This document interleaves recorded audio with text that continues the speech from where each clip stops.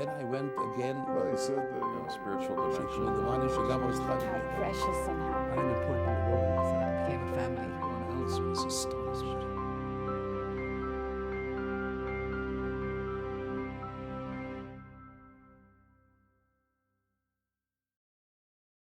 In 1972, Elliot Lasky was a student at State University of New York at Buffalo.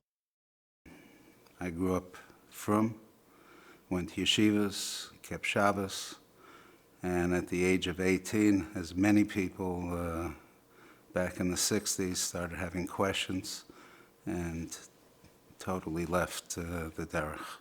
Back in 1972, I was on a concert tour with the Rolling Stones on their American tour. It was a 2-month summer tour.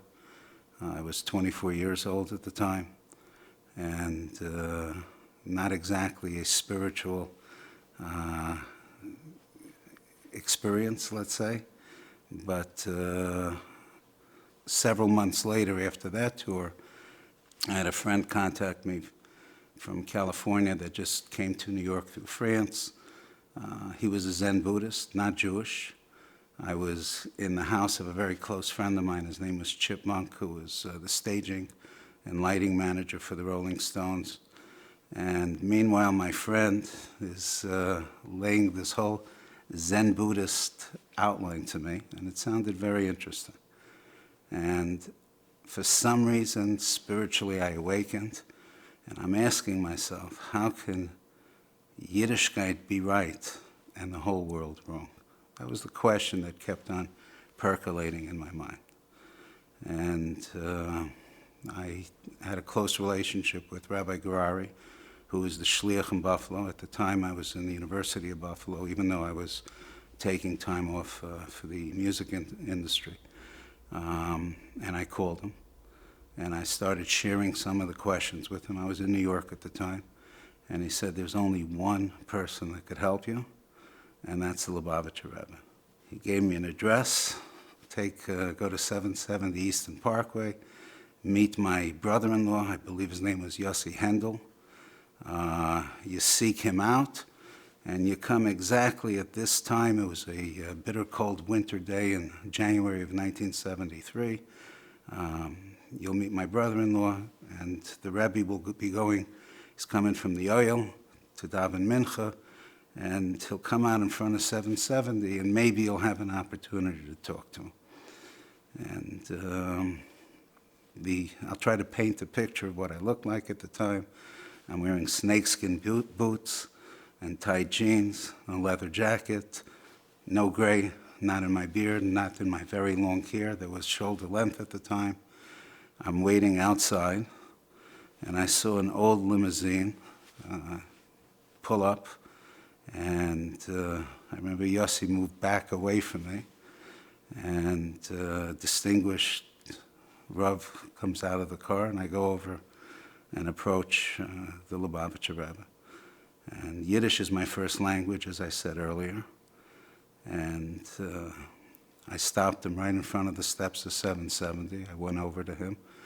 And in Yiddish, and I learned Yiddish at home, so there's going to be some grammatical and errors in it, but I stopped the Rebbe and said, Schuldig, instead the Lubavitcher Rebbe. Excuse me, are you the Lubavitcher Rebbe? Our eyes lock. I never in my life saw eyes. I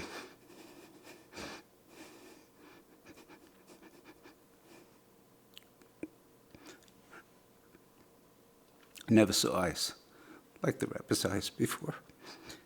And he didn't say, yes, I am the Rebbe. He didn't say no. He said, was ist dein Name und von wann bist du? What is your name and where are you from? I give him my name, tell him where I'm from, where my parents are from. And I said, ich habe eine Frage. I have a question. He says, frag, ask. And I ask him, and our eyes are locked. It's all of a sudden, it's like there's nothing around us, it's just the two of us. It was an incredibly spiritual experience for me. And I asked him, wo ist Gott? Where is God? And the Rebbe answers me, Umetum, every place. I said, ich weiß. I know. Aber avu, but where? And he answers again. In Yiddish we're talking. Umitum in alles, in everything, in every place. In a beam, in a tree, in a stain, in a stone. I'm quoting word for word. And I say to the Rebbe, Ich weiß, aber avu. I know, but where?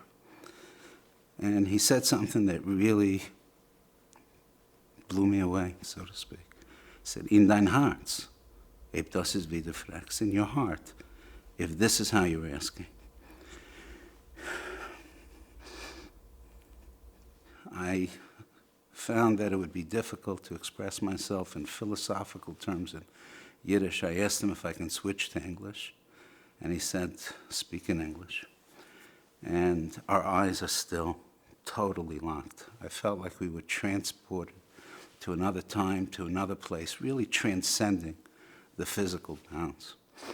And I asked him, isn't it when we say, Shema Yisrael, Hashem Elokeinu, Hashem Echad, whether you are a Jew or a black man or an Indian, there's only one God for all of us.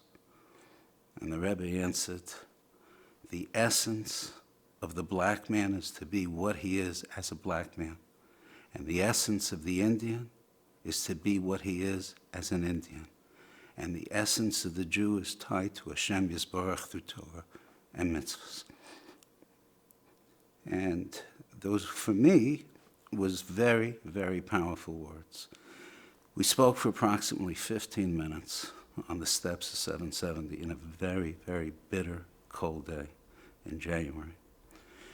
And he gave me two things to do. One, to learn the Kitzur Shulchan Aruch in English, and the other to start putting on tefillin.